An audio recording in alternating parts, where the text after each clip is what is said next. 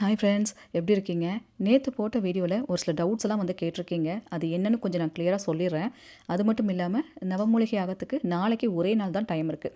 நாளைக்குள்ளே வர பெயர்கள் மட்டும் தான் நம்மளால் எடுக்க முடியும். ஸோ நம்ம வீடியோ தொடர்ந்து பார்த்துட்டு இருக்கிறவங்களுக்கு எல்லாமே தெரியும். வாட்ஸ்அப் நம்பர் வீடியோவில் இருக்குது. அந்த நம்பரில் நவமூலிகைன்னு டைப் பண்ணி அனுப்பினாலும் இதை பற்றின இன்ஃபர்மேஷன் அங்கே தெரிஞ்சுக்கலாம்.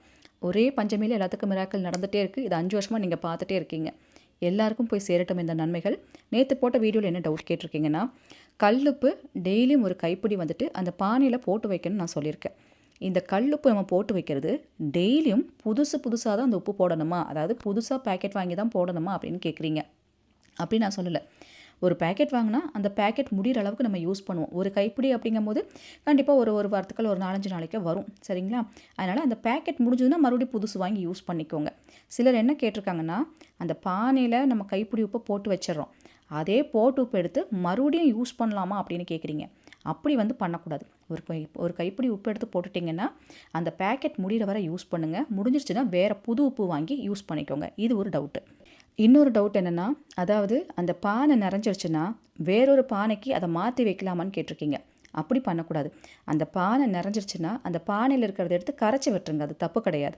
ஏன்னா நான் சொல்லியிருப்பேன் வீடியோவில் 48 நாள் முடிஞ்சதுக்கப்புறம் தான் கரைச்சி விடணும்னு சொல்லிட்டு.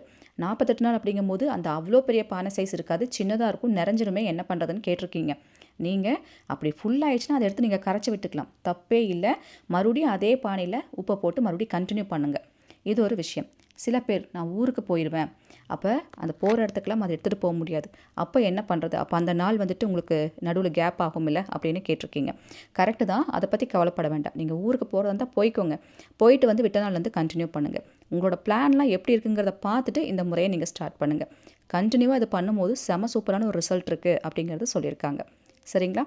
இன்றைக்கி ஒரு சிஸ்டர் அவங்க எக்ஸ்பீரியன்ஸ் சொல்லியிருக்காங்க, என்னங்கிறத கேட்கலாங்க.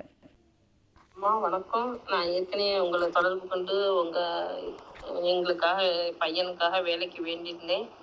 நல்லபடியாக வேலை கிடச்சி அவன் செட்டில் ஆகிட்டான். அடுத்த திருமணத்திற்காக வரன் பார்த்துட்ருக்கேன். அதுக்காக மறுபடியும் நான் உங்களை தொடர்பு கொள்கிறேன்.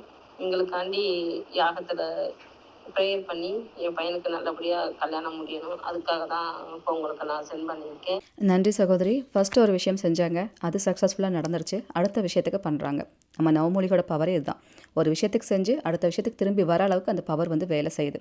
வராகமுத்தி சித்தரையாக்கு நன்றிகளை சொல்லுங்கள். வராகி அன்னைக்கு நன்றிகளை சொல்லுங்கம்மா.